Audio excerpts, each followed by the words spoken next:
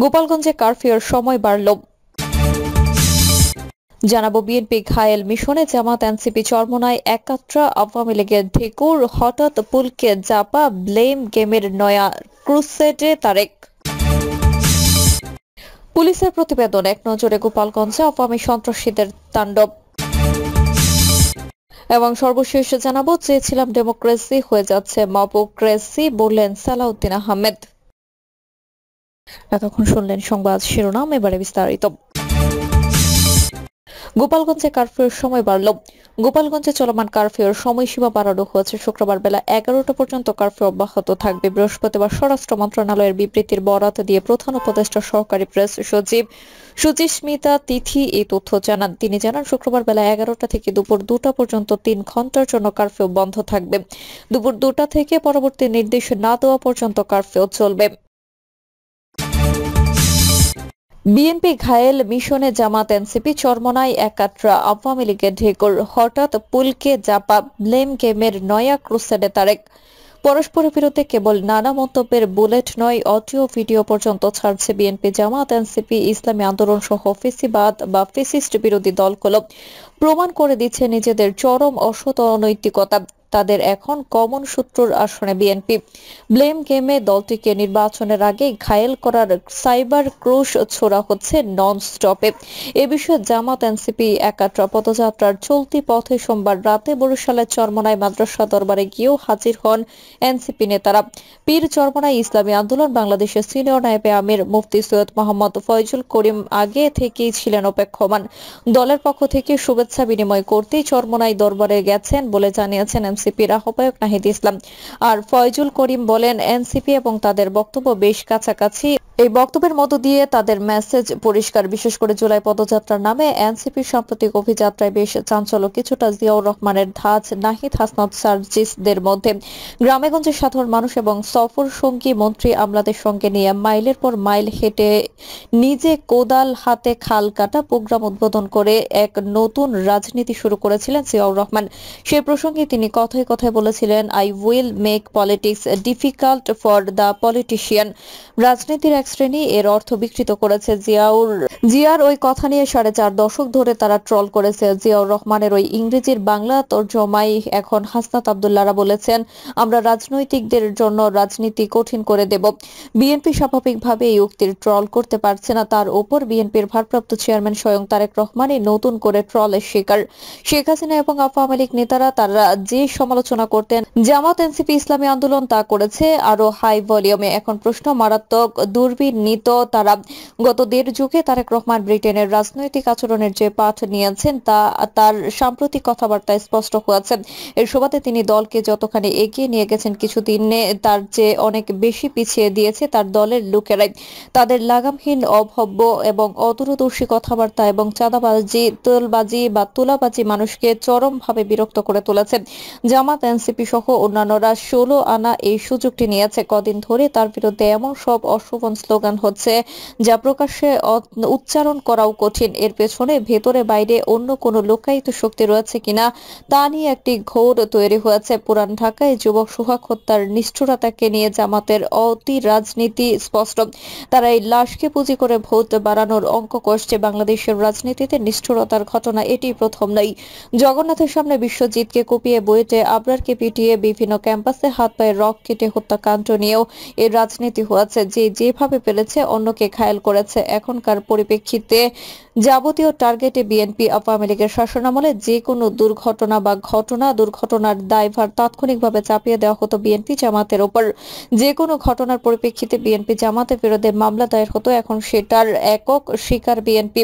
আর ঘটক জামাত, NCP একসময় আওয়ামী লীগের propaganda ছিল। তারেক রহমান রাজনীতি না করার মুচলেকা দিয়ে দেশ ছেড়েছেন।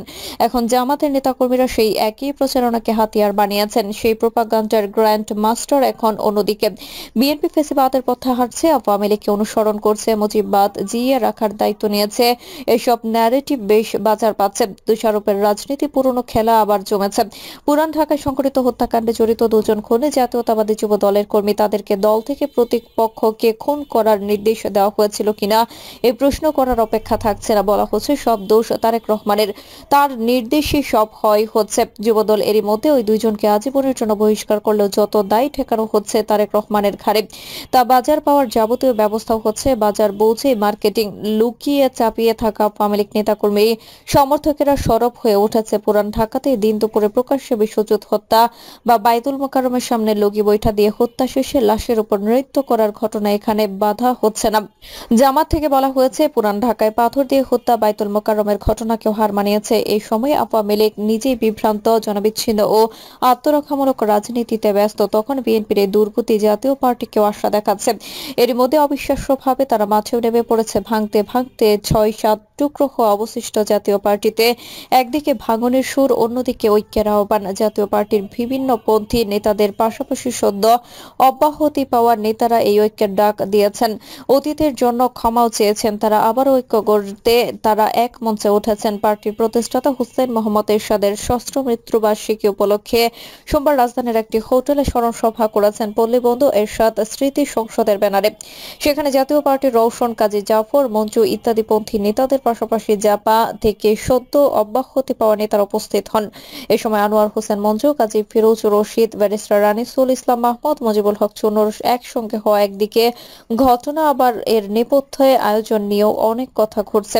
আনোয়ার হোসেন মঞ্জু তো বলেই ফেলেছেন, বুর্জুয়ার রাজনীতিতে বিপ্লব হয় না, যারা এই দেশে গণতন্ত্রের লড়াই করেছে তারা বড় স্বৈরাচার। রাজনীতির হালদশাকে অনুকূলে দাবি করে ক্ষমতার রাজনীতিতে জাতীয় পার্টিকে প্রভাবশালী করতে ঐক্যের আহ্বান জানান রওশনপন্থী জাতীয় পার্টির মহাসচিব কাজী ফিরোজ রশিদ। আসন্ন নির্বাচনে পিআর পদ্ধতির বিকল্প নেই বলে জানান। জাপা থেকে অব্যাহতি পাওয়া মুজিবুল হক চুন্নু ঐক্যবদ্ধ জাতীয় পার্টি করতে কাউন্সিলের মাধ্যমে দায়িত্ব বন্টনের আওয়াজও দেন চুন্নু। পুলিশের প্রতিবেদন, এক নজরে গোপালগঞ্জে আওয়ামী সন্ত্রাসীদের তাণ্ডব। গোপালগঞ্জে বুধবারের সহিংসতায় 4 জন নিহত এবং 45 জন পুলিশ সদস্য ও সাংবাদিক সহ প্রায় অর্ধশতাধিক আহত হয়েছেন। পুলিশের তৈরি এক প্রতিবেদনে এই তথ্য উল্লেখ করা হয়েছে। বৃহস্পতিবার 17 জুলাই প্রধান উপদেষ্টার প্রেস উইং গণমাধ্যমে এই প্রতিবেদন সরবরাহ করে। পুলিশ প্রতিবেদনে উল্লেখ করা হয়, বুধবার 17 জুলাই সন্ধ্যা 7:30টার সময় উচ্ছৃঙ্খল জনতা নিহত 4 জনের মরদেহ পোস্ট মর্টেম করতে না দিয়ে জেলা হাসপাতাল থেকে জোরপূর্বক নিয়ে যায়। এখনো পর্যন্ত যৌথ বাহিনী ও পুলিশ নাশকতার ঘটনার সঙ্গে জড়িত 20 জনকে গ্রেফতার করেছে। প্রতিবেদনে আরো বলা হয়, গোপালগঞ্জ জেলার সার্বিক আইন শৃঙ্খলা পরিস্থিতি নিয়ন্ত্রণে সেখানে 1507 জন পুলিশ সদস্য সহ সেনাবাহিনী ও বিজিবি মোতায়েন রয়েছে। জননিরাপত্তা নিশ্চিত করতে স্থানীয় প্রশাসন কারফিউ জারি করেছে।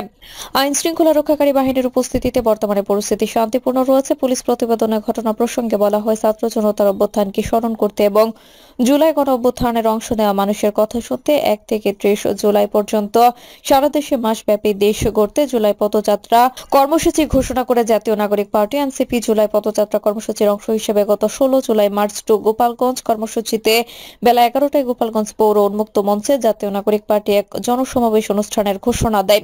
এই সমাবেশে অংশ নেওয়ার জন্য আনুমানিক সকাল 10:30টায় বরিশাল সার্কিট হাউস এলাকা থেকে দলের কেন্দ্রীয় নেতা আহ্বায়ক নাহিদ ইসলাম, সদস্য সচিব আক্তার হোসেন, দক্ষিণ অঞ্চলের মুখ্য সংগঠক হাসনাত আব্দুল্লাহ, উত্তর অঞ্চলের মুখ্য সংগঠক সার্জিস আলম, সিনিয়র যুগ্ম সদস্য সচিব সামান্তা শারমিন, তাসনিম জারা, সিনিয়র মুখ্য সমন্বয়ক নাসির উদ্দিন পাটোয়ারি, আরিফুল দারিয়া সহ কেন্দ্রীয় নেতারা রওনা দেন। সমাবেশের নিরাপত্তার জন্য সকাল থেকে আইন শৃঙ্খলা রক্ষাকারী বাহিনী, স্থানীয় প্রশাসন তৎপর থাকে। সকাল 9:30টায় নিষিদ্ধ ঘোষিত সংগঠনের একটি সন্ত্রাসী দল গোপালগঞ্জ সদর থানার উলপুরে আইন শৃঙ্খলা নিয়ন্ত্রণের দায়িত্বে থাকা পুলিশ সদস্যদের উপর হামলা সহ গাড়িতে অগ্নিসংযোগ করে। এই সময় একজন পুলিশ পরিদর্শক সহ 3 জন পুলিশ সদস্য আহত হন। প্রতিবেদনে বলা হয়, সকাল 11টার সময় গোপালগঞ্জ সদর থানার কংসুর বাস স্ট্যান্ড গোপালগঞ্জ টেকেরহাট সড়কে নিষিদ্ধ ঘোষিত ছাত্রলীগের গোপালগঞ্জ পৌর শাখার যুগ্ম আহ্বায়ক মোহাম্মদ ওমর ফারুক খান রিপনের নেতৃত্বে 40 থেকে 50 জন আওয়ামী লীগ সমর্থক সড়কে গাছ ফেলে এবং কাঠ দিয়ে আগুন ধরিয়ে ফেলে। প্রিয় দর্শক, এই ছিল এখনকার সর্বশেষ সংবাদ। আপডেট সব সংবাদ পেতে চ্যানেলটি সাবস্ক্রাইব করে বেল আইকনটি ক্লিক করে রাখুন।